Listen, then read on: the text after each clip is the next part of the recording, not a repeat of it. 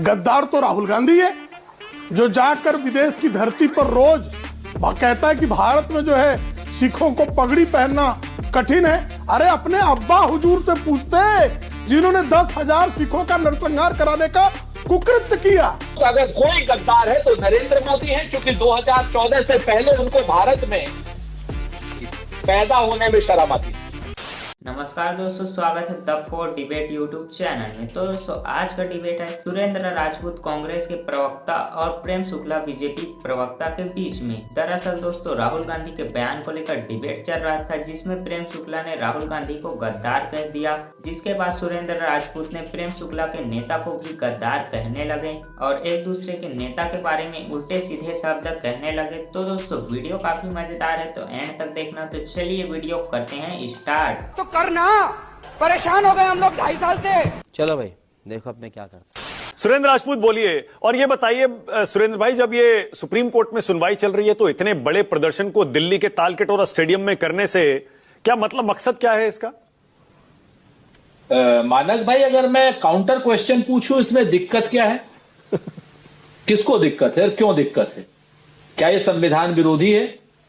क्या ये देश विरोधी है? क्या ये लोकतंत्र विरोधी है? क्या कोई हिंसा हुई या किसी ने हिंसक बात की? नहीं की ना। अपनी बात की अभिव्यक्ति की आजादी की स्वतंत्रता वो है और वो लोग कर रहे। अब लेकिन यहां पर प्रश्न दूसरे बैठते हैं कि उनके सामने कौन लोग खड़े। उनके सामने जो लोग खड़े हैं वो आज क्या नाम टीवी पर बैठ करके भी और बाहर भी, इनके सांसद भी, इनके प्रवक्ता भी, प्रेम भाई भले इंसान है लेकिन आप देखिए इनकी धमकी भरी भाषा। क्या देश में कानून नहीं रह गया है कि जो मैं मारा तही में मारा? ये त्रेता युग नहीं है, पर क्या नाम प्रेम भाई, ये कलयुग है। और यहां पर 2025 है, देश में संविधान का शासन और देश में संविधान की धाराओं में हत्या के प्रत्युत्तर में हत्या पर भी, दोनों पर भी बराबर का वो लगेगा। बहुत स्पष्ट जान लीजिए, आप न किसी को मार सकते ना कोई आपको मार सकता। अगर एक अपराध करता है तो वो उसकी भी सजा अदालत देगी, पुलिस पकड़ के ले जाएगी, और दूसरा अगर उसके प्रत्युत्तर में मारेगा तो उसकी भी सजा अदालत देगी और उसको भी क्या नाम पुलिस पकड़ के ले जाएगी। ये एक अजीब किस्म का इन लोगों ने वितंडावाद फैला दिया कि हम लोग त्रेता युग में रह रहे हैं, हम लोग सतयुग में रह रहे हैं, हम लोग कहीं नहीं रह रहे, हम लोग 2025 में रह रहे हैं और देश में संविधान के शासन में रह रहे हैं। और मैं बड़ी जिम्मेवारी से कहता हूं कि जिस तरीके से निशिकांत दुबे ने देश के खिलाफ एक आक्रमण किया है, जिस तरीके से निशिकांत दुबे ने सुप्रीम कोर्ट के खिलाफ एक आक्रमण किया है, संविधान के खिलाफ एक आक्रमण किया है, लोकतंत्र के खिलाफ एक आक्रमण किया है, उस राष्ट्रद्रोही गद्दार की सजा मिलनी चाहिए और पूरी तरीके से मिलनी चाहिए। क्या वो आईएसआई का एजेंट है? वो देश में अस्थिरता पैदा करना चाहता? क्या वो आज की डेट में कमाल कर रहे हैं आप, गद्दार, आईएसआई एजेंट क्या कह रहे हैं? सांसद हैं वो, सुरेंद्र भाई सांसद हैं, वो चुने हुए सांसद हैं। एक मिनट चुने हुए सांसद क्या नाम आईएसआई के एजेंट नहीं हो सकते हैं? कि क्या वो अगर कह रहे हैं कि सुप्रीम कोर्ट नहीं गलत कर रहे हैं, नहीं ना बिल्कुल नहीं प्लीज सुरेंद्र भाई, नहीं संयम रखिए प्लीज। नहीं सुन लीजिए आप, बिल्कुल नहीं।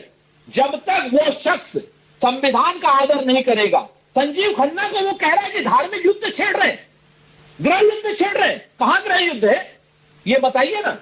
तो कहां गृह युद्ध है? जो गृह युद्ध मणिपुर में है, लेकिन मणिपुर का गृह युद्ध ये मानते नहीं है।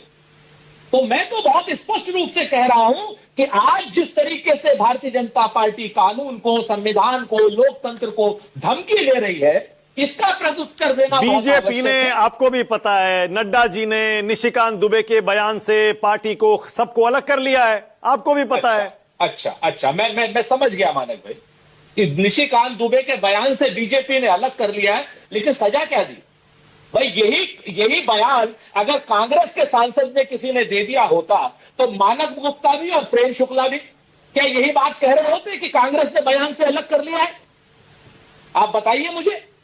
नहीं बिल्कुल कहते हैं, क्यों नहीं कहते? देखिए पार्टी की लाइन और एक नेता की लाइन अलग है। और सवाल, लेकिन मैंने कल इस पर डिबेट किया था, मैंने कल इस पर डिबेट किया था और मैंने बाकायदा पूछा। सुन लीजिए, मुझे पता है, क्योंकि ये दशानन के 10 सर की तरीके से होता है भारतीय जनता पार्टी का उवाद। एक सर कुछ कहता है, प्रेम भाई प्रेम की भाषा बोलेंगे, निशिकांत दुश्मनी की भाषा बोलेंगे, क्या नाम जेपी नड्डा जी बिल्कुल संत वाली भाषा बोलेंगे, नरेंद्र मोदी जी सबका साथ सबका विकास दुबई में जाकर के बोलेंगे, सऊदी अरब में जाकर के मस्जिद में बैठ करके राग अलापेंगे, बोहरा मुसलमानों के साथ में रहेंगे। लेकिन दशानन के 10 सर तो होते हैं, लेकिन पैर सिर्फ 2 होते हैं मानक भाई। इसके 10 सरों की तरफ मत देखिए, 10 वाचों की तरफ मत देखिए, 10 बयानों की तरफ मत देखिए। प्रेम शुक्ला जी अगर ये कहेंगे कि मैं उन्हें रावण कह रहा हूं, तो मैं बिल्कुल रावण नहीं कह रहा हूं। मैं 10 सरों की बात कर रहा हूं। इनके पैरों की तरफ देखिए। आप उनको सुनिए ना, आप निशिकांत दुबे को सुन तो लीजिए। आप उनको गद्दार, ISI एजेंट सब कुछ तो कह चुके हैं। रावण भी कह दिया अब आपने। आप कह रावण नहीं कह रहा हूं मैं। दशानन के 10 सर की तरह है, मैं ये कह रहा हूं। मैं बिल्कुल रावण नहीं कह रहा। और मैं आपको बता देता हूं कि जिस तरीके से ये लोग धमकी भरी भाषा का उपयोग कर रहे हैं, ये देश के लोकतंत्र को मारना चाहते हैं, संविधान को मारना चाहते हैं। अगर इनके पास कहीं 400 सांसद आ जाते, आपसे बताऊं मानक भाई, तो आज ये देश का संविधान पलट चुके। प्रेम शुक्ला को मुझे मौका देना पड़ेगा जवाब देने का। प्रेम भाई बोलिए, आपकी बारी है, उसके बाद आगे जा रहा हूं, बोलिए। देखिए, कांग्रेस तो बाणासुर की तरह हरकत करती है, 10 सिर 1000 बाहें, और आए दिन दिग्विजय सिंह एक बयान देते हैं, पार्टी कहती है हमारा कोई लेन देन नहीं है। पार्टी की तरफ से जब कपिल सिब्बल रहते थे साहब, उनका बयान अलग है, मणिशंकर अय्यर उनका बयान से अलग है, सैम पित्रोदा उनके बयान से हमारा कोई लेन देन नहीं। आए दिन इस तरह के खंडन कांग्रेस के बाणासुरी संग्राम के हिसाब से जारी हुआ करते हैं। और देश के बारे में गद्दार तो राहुल गांधी है, जो जाकर विदेश की धरती पर रोज कहता है कि भारत में जो है सिखों को पगड़ी पहनना कठिन है। अरे अपने अब्बा हुजूर से पूछते हैं, जिन्होंने 10,000 सिखों का नरसंहार कराने का कुकृत्य किया। अगर सिखों को पगड़ी पहनने में कभी पीड़ा हुई है तो कांग्रेस के कुशासन में हुई है। क्या मैं गलत कह रहा हूं? गद्दार मत, मैं झूठ बोल रहा हूं। मैंने सुरेंद्र राजपूत को भी रोका, आपको भी रोका। नहीं, मैंने गद्दार कहा नहीं, मैंने गद्दार नहीं कहा, मैंने शब्द कहां बोला? मैंने गद्दार शब्द बोला? मेरे मुंह पे गद्दार शब्द आया ही नहीं। कब कहा मैंने गद्दार? आप ही ने तो बोला अभी। मैंने गद्दार नहीं कहा। गद्दार कहना क्या कहा? अरे अभी आप ही ने कहा गद्दार राहुल गांधी है। मैंने नहीं, अगर गद्दार है तो राहुल गांधी है। अगर मैं उसमें भी अगर मगर लगा रहा हूं, अगर गद्दार कोई है, मानक भाई मुझे जवाब देना होगा। धरती पर, विदेश की धरती पर रहकर भारत के तमाम संवैधानिक स्तंभों के विरुद्ध दुष्प्रचार, बिना प्रमाण के दुष्प्रचार करने का कोई कुकर्म कर रहा है, तो वह श्रीमान राहुल गांधी हैं। ओके, 30 सेकंड और दे रहा हूं सुरेंद्र राजपूत, प्रेम शुक्ला को, उसके बाद आगे जाऊंगा। सुरेंद्र राजपूत 30 सेकंड आपके, बोलिए। शेष नहीं बचा है। अगर कोई गद्दार है, मैं प्रेम शुक्ला की भाषा की इस्तेमाल कर रहा हूं, तो अगर कोई गद्दार है तो नरेंद्र मोदी है, क्योंकि 2014 से पहले उनको भारत में पैदा होने में शर्म आती। भारत में जिस आदमी को पैदा होने में शर्म आए, अगर कोई गद्दार है तो छोड़ दीजिए ना सुरेंद्र भाई, आगे बढ़िए ना। क्यों एक दूसरे को गद्दार कह रहे हैं? कोई गद्दार नहीं होता है, प्लीज। ये बात, हाँ, तो अगर की बात करें, मैंने नरेंद्र मोदी को नहीं कहा था, मैंने अमित शाह को नहीं कहा। गद्दार तो नेहरू से शुरू करना पड़ेगा। तो मोतीलाल नेहरू जो है, जो अंग्रेजों के तलवे चाटते थे, उनसे शुरू करने पड़ेगा।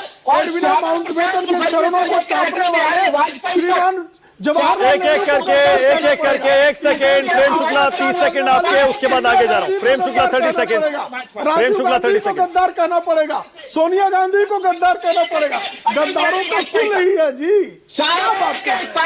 ईस्ट इंडिया कंपनी के दलाल नेहरू को कहना पड़ेगा। नहीं, ओके, हटाइए स्क्रीन से हटाइए। नहीं, आप रुक जाइए प्लीज, दोनों रुक जाइए प्लीज, दोनों।